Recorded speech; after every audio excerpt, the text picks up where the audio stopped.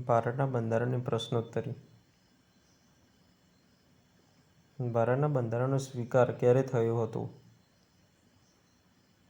26 જાન્યુઆરી 1949. ભારતના બંધારણનો અમલ ક્યારે થયો હતો? 26 જાન્યુઆરી 1950. ભારતના કાયદા દિવસ તરીકે ક્યારે ઉજવવામાં આવે છે? 26 નવેમ્બરે.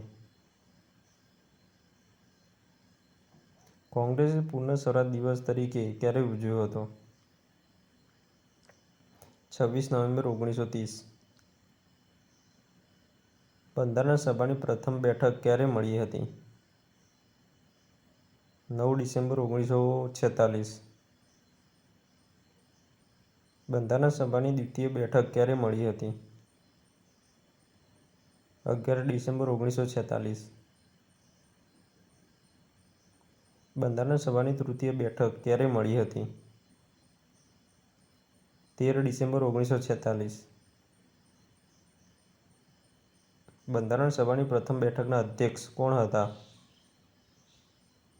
ડૉક્ટર સચ્ચિદાનંદ સિન્હા. બંધારણ સભાની દ્વિતીય બેઠકના અધ્યક્ષ કોણ હતા?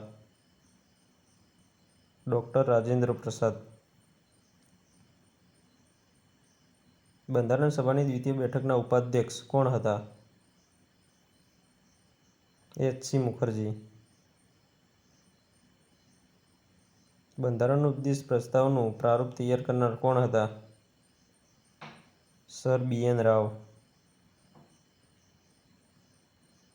બંધારણની રચના થવા માટે કેટલો સમય લાગ્યો હતો? 2 વર્ષ 11 મહિના અને 18 દિવસ.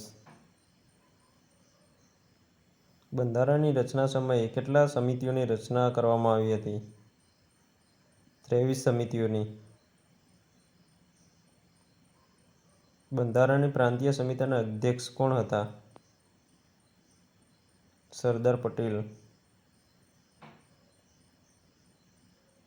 બંધારણની રાષ્ટ્રીય ઝંડા સમિતિના અધ્યક્ષ કોણ હતા? જે.બી. કૃપલાણી. Thank you.